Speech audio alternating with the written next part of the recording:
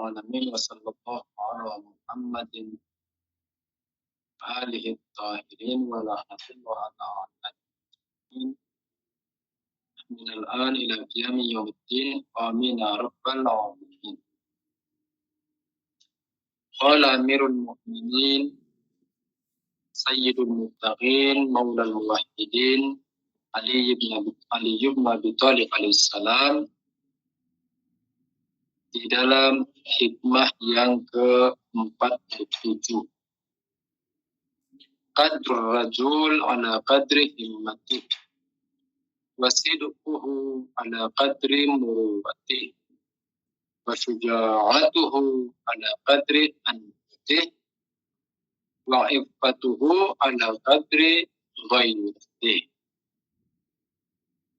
Amirul Mu'minin Imam Ali Islam di dalam hikmah yang ke-47 menyatakan bahwa kadarnya seorang lelaki itu berdasarkan kadarnya tujuan dan cita-citanya.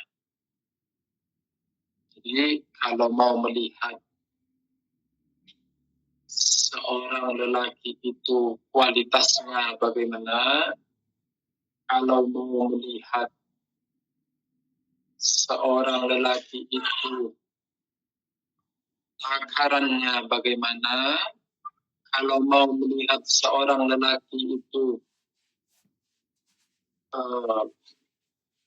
istilahnya kemampuannya bagaimana, dikatakan lihatlah pada tujuan.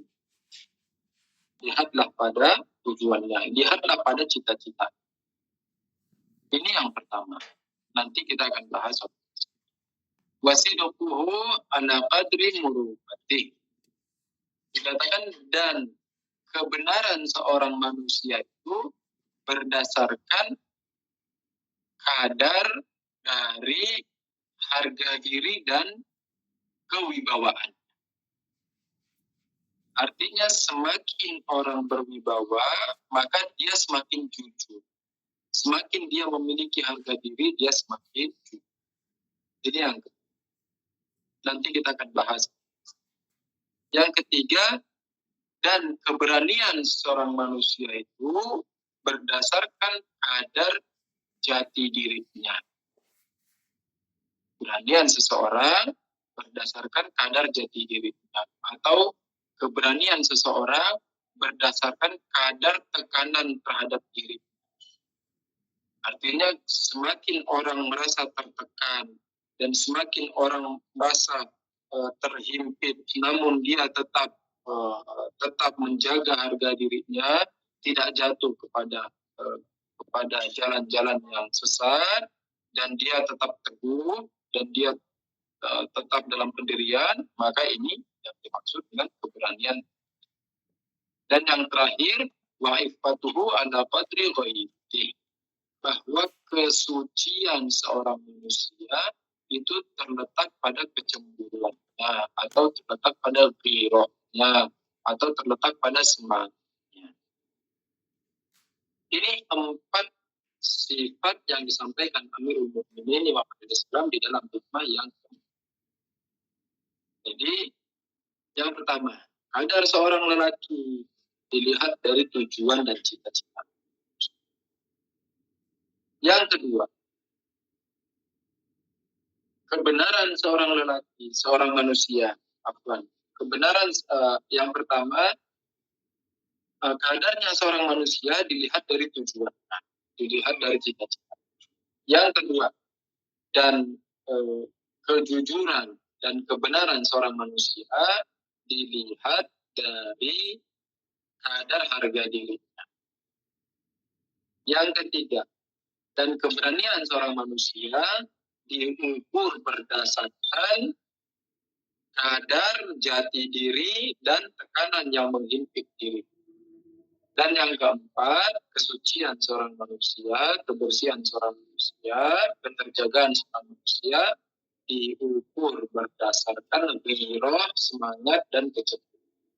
Apa maksudnya? Kita bahas.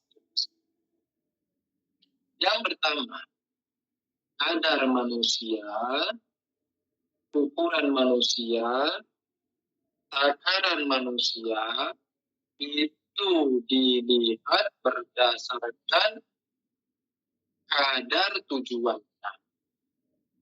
Berdasarkan kadar tujuannya. Berdasarkan kadar cita-citanya. Cita-cita berbeda dengan angan-angannya.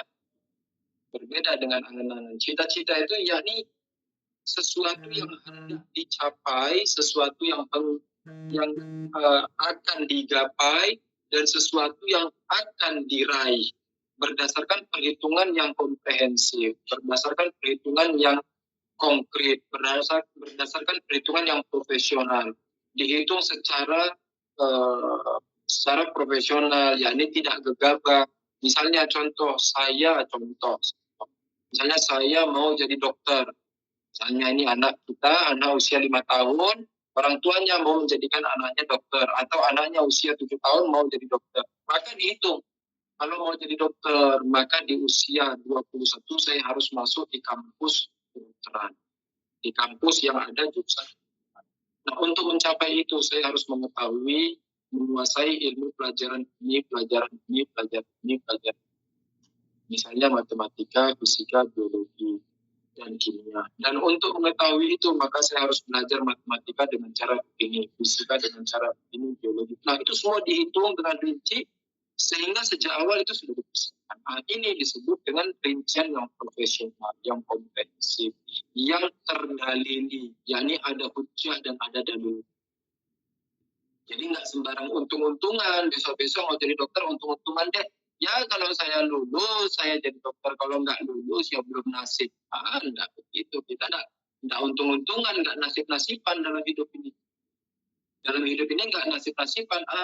Saya nasib-nasiban deh kalau ya, lempar mata koin, lempar uang. Kalau munculnya gambar ini, insya Allah saya menang. Kalau munculnya gambar ini, insya Allah saya menang. Nah, kehidupan itu penuh perhitungan.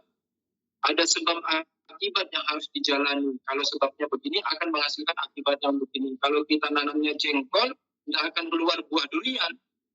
Dan kalau kita nanamnya biji mangga, tidak akan keluar buah timun.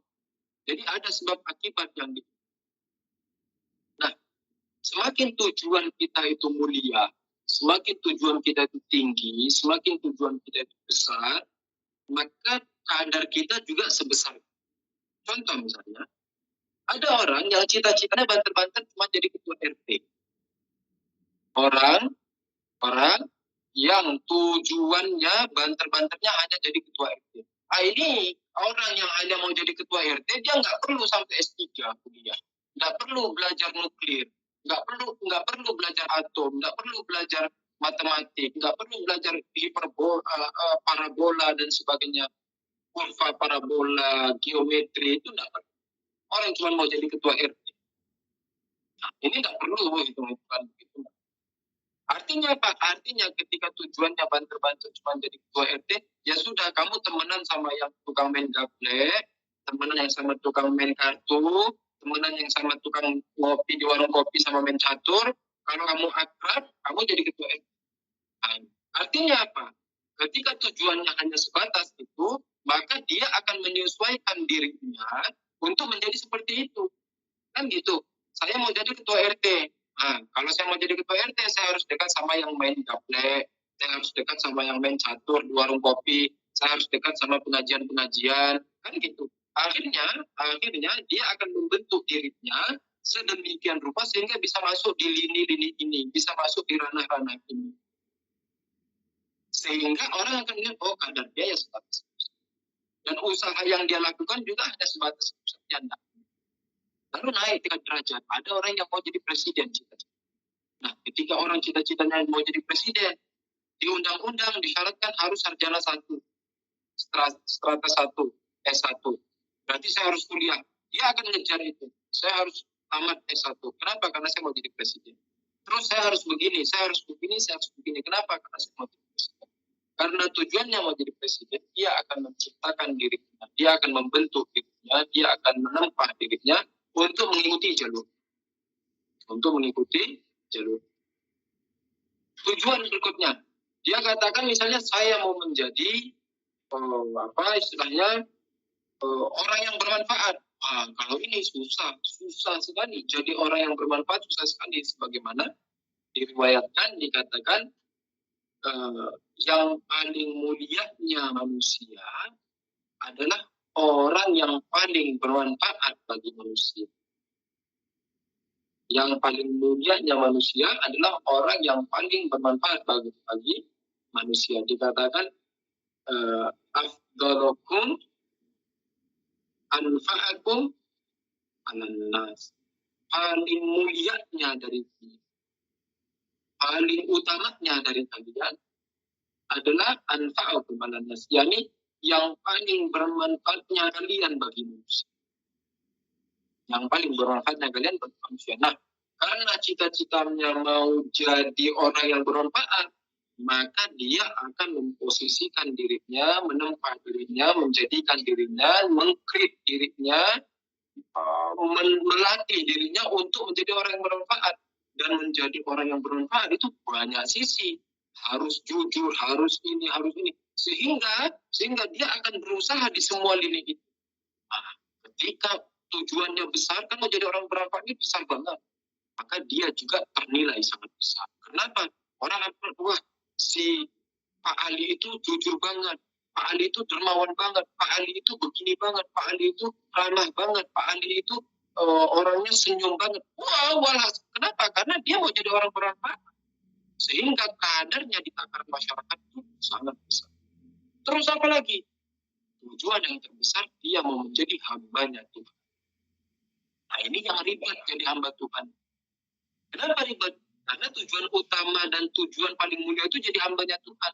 Dikatakan asyhadu an la ilaha illallah wahdahu la syarika lah wa asyhadu anna Muhammadan abduhu wa rasuluh. Abduh dulu baru rasul.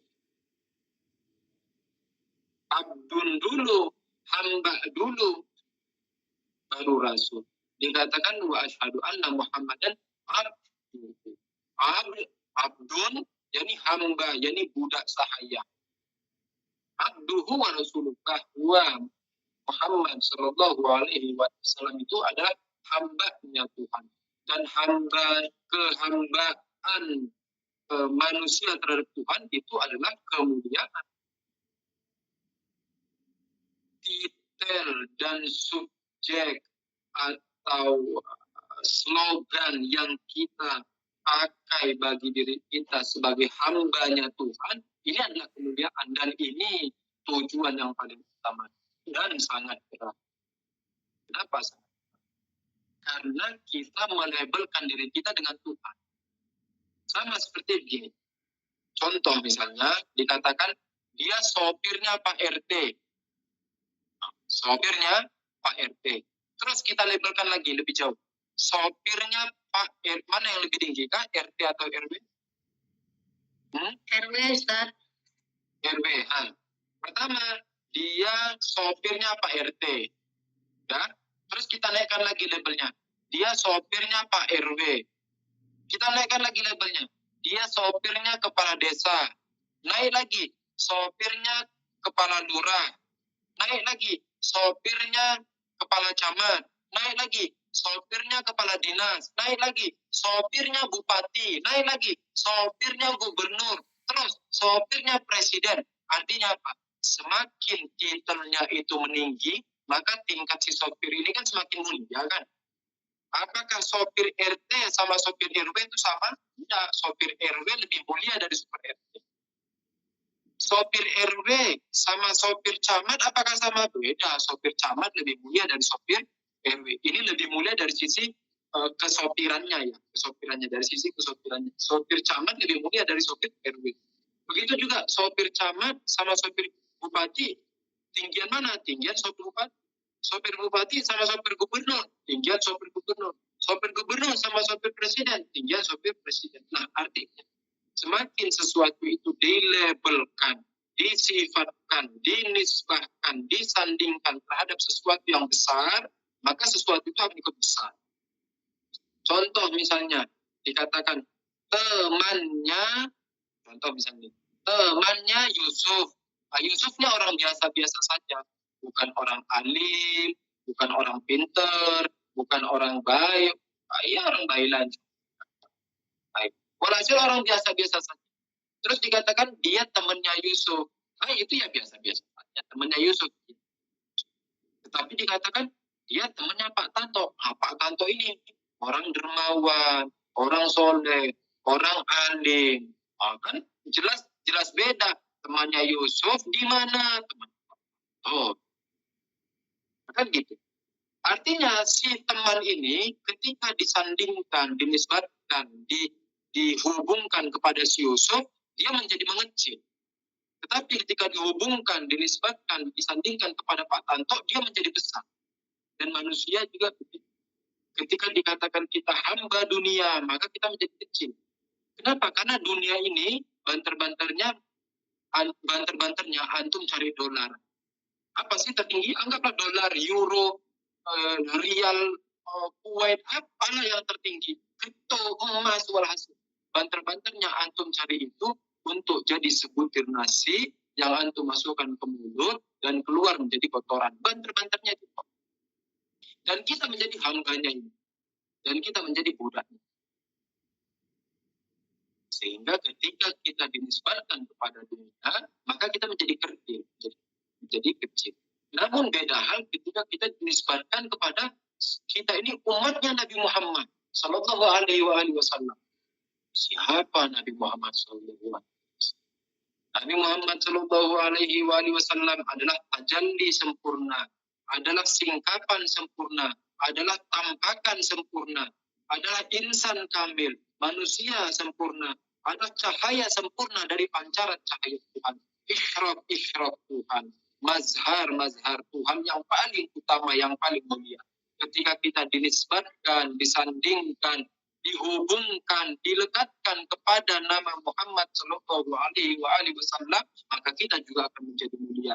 Makanya ketika kita dikatakan umatnya Nabi Muhammad Sallallahu Alaihi Wasallam, itu ada nilai plus di situ daripada kita dikatakan sebagai misalnya temannya siapa, misalnya temannya si Albert. Siapa itu Albert? Beda titel. Albert di mana? Nabi Muhammad Sallallahu Alaihi Wasallam. Dan begitu juga kita disandingkan kepada Amirul Mukminin Imam Ali Salam. Kita dikatakan Syiah Ali. Kita dikatakan pecinta Ali Amirul Mukminin Imam Ali Salam. Kita dikatakan sebagai pengikut Fatimah Zahra Salamullah Alaiha. Kita dikatakan sebagai orang yang mencintai Amirul Mukminin Imam Ali Salam. Kita dikatakan orang yang berwilayah kepada Amirul Mukminin Imam Ali Salam.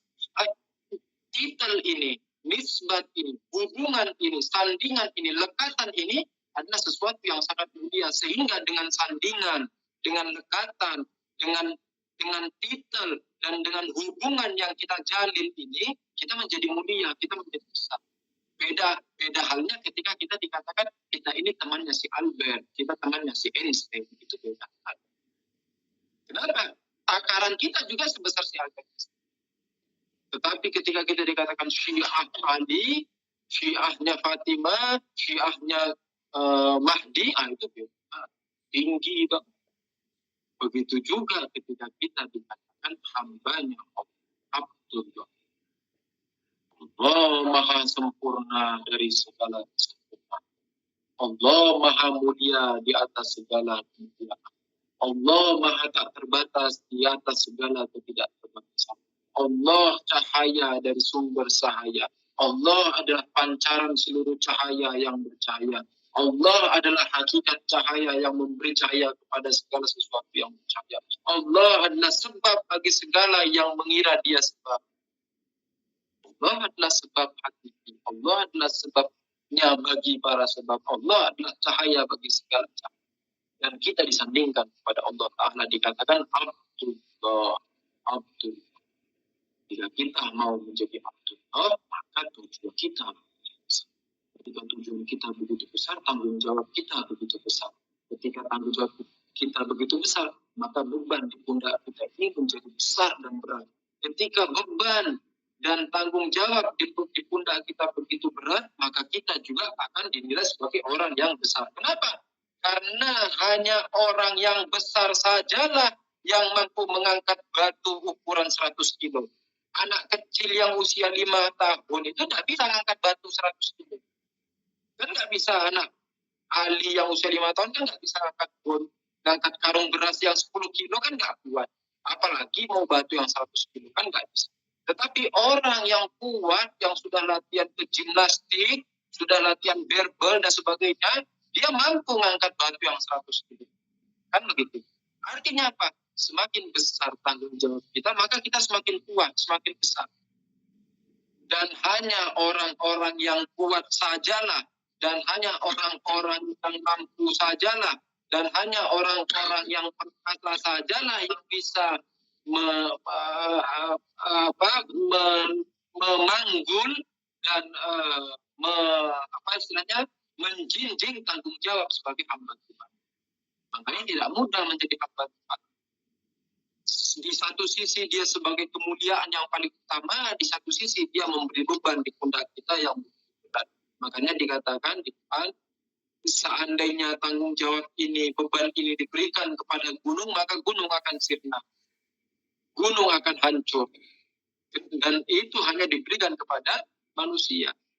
Kenapa hanya diberikan kepada manusia? Karena hanya manusia yang bisa menjinjing dan memikul beban sebagai hamba, sebagai khalifatullah fil ardh. Dan itu hal yang, dan ketika kita mampu sebagai hamba Tuhan, maka kita sebagai insan besar, insan yang kita. Terus caranya gimana kita mau jadi insan mulia, mau jadi insan besar, mau jadi hamba Tuhan, gimana? Mengikutlah kepada orang yang sudah jalan di jalan itu. Ikuti tapak kakinya jalan, tapak kaki jalannya orang yang sudah melewati jalan itu. Letakkan kaki kita tepat di telapak kaki orang yang sudah melewati jalan itu dan sudah sampai tingkat tertingginya. Siapa mereka? Mereka adalah maksum. Mereka adalah insan-insan mulia, insan-insan suci. 14 maksum. Maka letakkan kaki kita di telapak kakimu, di bekas telapak kakimu.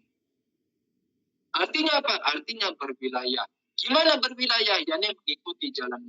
Salah satu tonggak, salah satu pilar, salah satu busur panah, dan salah satu arah yang tepat melesat ke jalan mereka itu adalah mengikuti wilayah faqih. Jadi berwilayatul faqih, mengikuti faqih kita, mengikuti perkataan marji kita. Marji ngomong ini sam'an wa ta'atan, kita ikuti. Marji bilang ini haram, kita tinggalkan. Marji bilang ini halal, kita ikuti. Marji kita bilang jangan begini, oke, siap. Marji kita bilang melaksanakan ini, kita bilang siap. Nah, ini namanya mengikuti. Ketika kita mau mengikuti jalan para maksumin, melalui siapa? Melalui para maroji. Melalui rahbar hafizahum Sayyid Ali Khamenei. Sehingga jalan kita itu benar nanti. Ini loh, jalannya Muhammadi itu ini. Jalannya Alawi itu ini. Jalannya Fatimiyya itu ini. Jadi enggak kesasar-sasar kita. Enggak melesot-melesot kita. Enggak masuk parit kita. Enggak nyemplung ke sawah kita. Jadi tepat jalannya itu lurus. Enggak menclok-menclok, enggak kanan kiri, enggak mencong kanan, enggak mencong. Okay. Hari ini kita cukupkan satu baitnya saja. Insya Allah kita lanjut di minggu depan. Insyaallah. Saya akhiri bila taufiq saya. Assalamualaikum warahmatullahi wabarakatuh. Ini malam Jumat kita hadiahkan kepada saudara kita, sanak famili yang telah mendahului kita, paman, ayah, ibu, adik, kakak, abang, paman, bibi, dan keluarga-keluarga kita, kakek, nenek kita. Semoga Allah merahmati mereka, mengampuni dosa mereka, menggolongkan mereka ke dalam golongan orang-orang yang mustadafin, orang-orang yang mengharap rahmat, orang-orang yang dikasihi, disayangi. Dan juga untuk guru-guru kita, ustaz-ustaz kita, khususnya marhum Mawfud, Ustaz Hasan Abu Ammar, a'lallah darajatah, dan juga Ustaz Ustadz Taha Musawa, Ustadz Ahmad Rusdi, Ustadz Hussein Hafsi, marhum Kang Jalal, semoga Allah merahmati mereka semua, dan marhum Ustadz Ahmad bin Abu Bakar di Kota Palu, semoga Allah mensucikan mereka semua, serta ulama-ulama yang telah mendahului kita, maroji yang telah kita, Imam Khomeini, Profesor Situ, Allamah Samzadi Omuli, Ayatullah Alama Tabatabai, Ayatullah Mahdawi Kani, Ayatullah Misbah Yasti, Ayatullah Fazil Abi dan juga Ayatullah Sofiqul Bagani. Insya Allah semua Allah merahmati mereka semua, meninggikan derajat mereka semua, mensucikan kubur mereka, menerangi kubur mereka, meninggikan arwah mereka insya Allah. Dan juga untuk ulama-ulama kita, khususnya Rahbar Muazzam Hafizahullah Sayyid Ali Khamenei, dan juga Ayatullah Jawadi Omuli, Ayatullah Hasan Ramizani, Ayatullah Maiji, dan ustaz-ustaz yang lain, para ulama lain. Dan juga kita hadiahkan untuk kezuhuran imam zaman Al-Fatihah Mas. اللهم صل على الصديقة فاطمة الزكية حبيبة حبيبك ونبيك وأم أحبائك وأصفيائك التي انتجبتها وفضلتها واخترتها على نساء العالمين. اللهم كن الطالب لها ممن ظلمها واستخف بحقها، وكن السائر اللهم بدم أولادها. اللهم وكما جعلتها أئمة الهدى وخليلة صاحب اللواء والكريمة عند الملأ الأعلى، فصل عليها وعلى أمها خديجة الكبرى صلاة تكرم بها وجه أبيها محمد صلى الله عليه وآله وتضر بها عين ذريته، وبلغهم محمدا وبلغهم عني في هذه الساعة أفضل تحية والسلام، وبالله التوفيق والهداية. السلام عليكم ورحمة الله وبركاته.